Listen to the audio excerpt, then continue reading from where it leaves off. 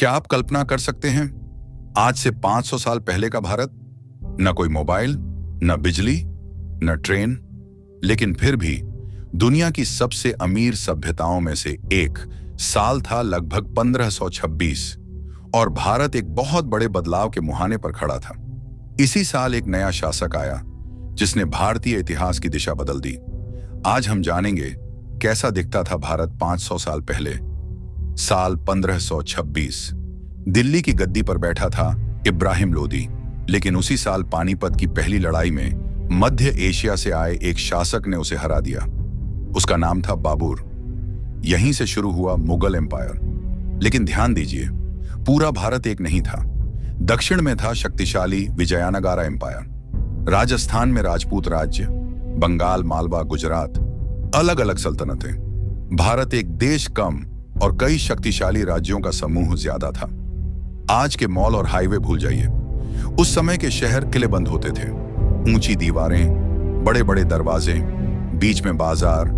दिल्ली, आगरा, वाराणसी, पाटलिपुत्र, पटना, ये व्यापार और संस्कृति के बड़े केंद्र थे।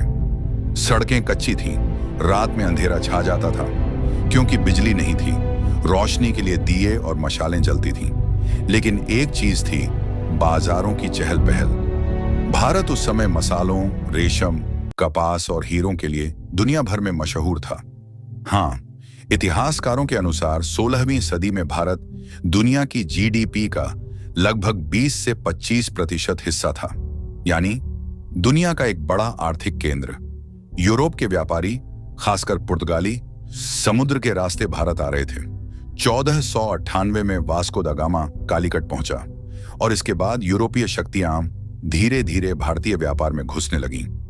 भारत के कपड़े मलमल इतने महीन होते थे कि उन्हें वोवन एयर कहा जाता था। अब सवाल, आम आदमी की जिंदगी कैसी थी? 90% लोग गांवों में रहते थे। खेती ही मुख्य काम था। हल बैलों से चलते थे। सिंचाई के लिए कुएं और तालाब थे। जीवन कठिन था, बीमारी का इलाज सीमित था। औसत उम्र 30 से 40 साल के आसपास। लेकिन समाज मजबूत था, परिवार संयुक्त होते थे। त्योहार और मेलों में पूरा गांव शामिल होता था। भारत धार्मिक और सांस्कृतिक रूप से बेहद विविध था। हिंदू, मुस्लिम, जैन, बौद्ध सब साथ रहते थे। भक्ति आंदोलन अपने चरम पर था। कबीर, गुरु नानक जैसे संत सामाजिक सुधार की बातें कर रहे थे। संगीत, नृत्य, शायरी और स्थापत्य सब तेजी से विकसित हो रहे थे। मंदिरों और मस्जिदों की भव्यता उस दौर की पहचान थी। युद्ध आम थे। तलवारें, भाले, घोड़े और हाथी सेना का हिस्सा थे। लेकिन बाबर अपने साथ लाया बारूद और तोपें। यहीं से भारतीय युद्ध शैली बदलने लगी। आग्नेयास्त्रों का इस्तेमाल बढ़ा। यूरोप उस समय डार्क एज से बाहर निकल रहा था। अमेरिका की खोज हो चुकी थी। लेकिन एशिया, खास तौर पर भारत और चीन, अभी भी आर्थिक रूप से शक्तिशाली थे। भारत को सोने की चिड़िया कहा जाता था।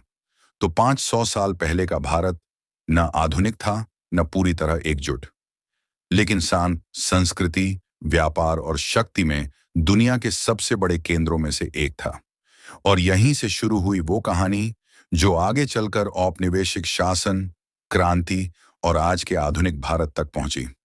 अगर आप चाहें तो अगली डॉक्यूमेंट्री में हम देखेंगे कैसे मुगलों ने भारत को बदला।